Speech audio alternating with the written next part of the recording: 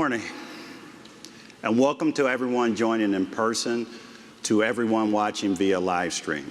My name is Corey Williams. I'm the plant manager at the Dearborn Truck Plant and the Rouge Electric Vehicle Center here at the historic Ford Rouge Center.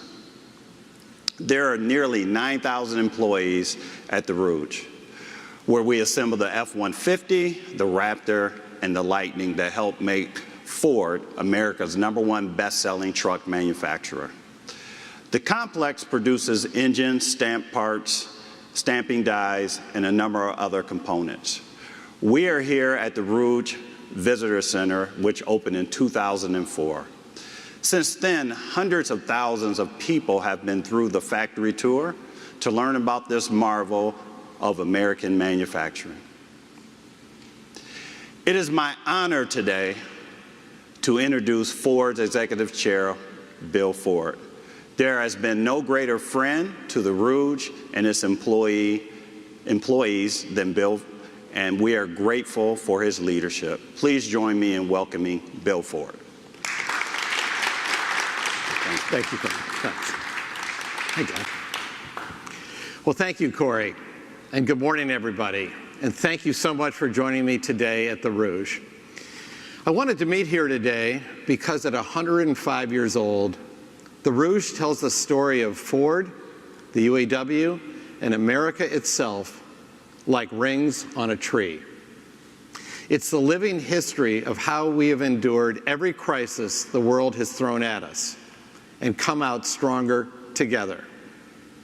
This is where we build so many of our iconic models through the years. And when called upon by our country, helped democracy prevail in 2 world wars by building boats, tank parts, and jet engines. And when an explosion here took the lives of several of our employees, we got through those hard months as a family. When the pandemic upended our lives, factories like this one allowed us to turn on a dime to make life-saving PPE for frontline workers. A couple of decades ago, some executives wanted to shut down the Rouge. They thought it was just a rusting relic of another era. And I said no.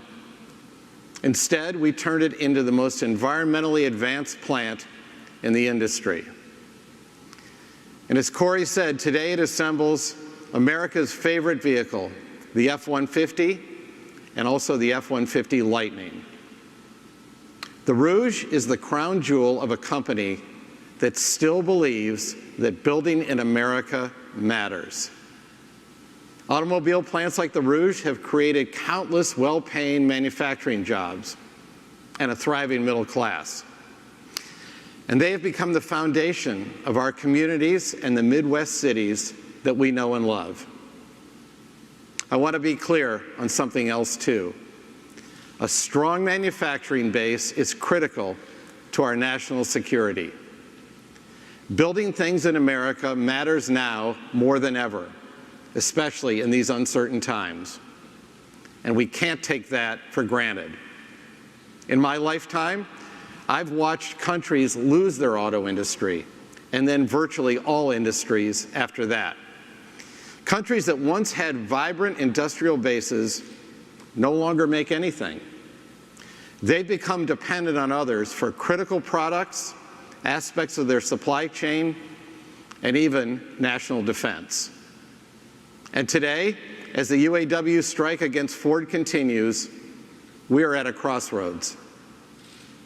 Choosing the right path isn't just about Ford's future and our ability to compete.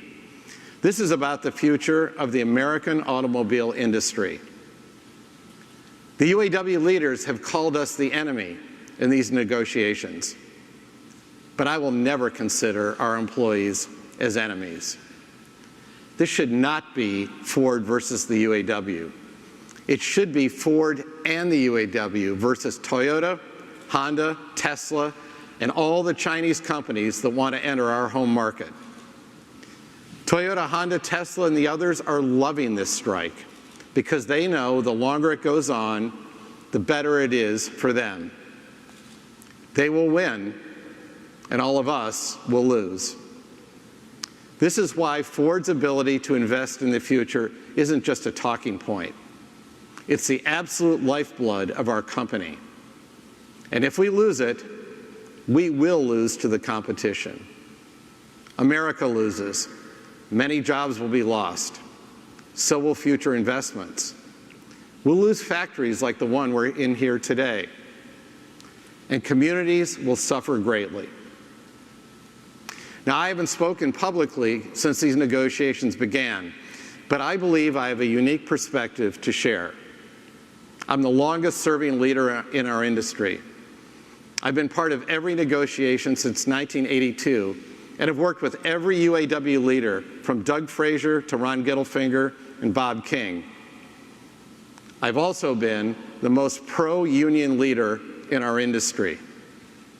On my watch, Ford is the only automaker to have added UAW jobs over the last 15 years. We employ more UAW workers than any other automaker. We assemble more vehicles here in the U.S. than anyone else, including 100% of our F-Series trucks. Many of our competitors moved jobs to Mexico as we added jobs here in the U.S. Ford is the strongest partner the UAW has ever known. These are choices we made, and it's added cost to our business in an industry that is extraordinarily competitive. But it aligns with my personal values and the values of our company and our history. We believe in building in America. Every set of negotiations has been challenging, but at the end of the day, we've always recognized that we're all Ford, and we will succeed or fail together.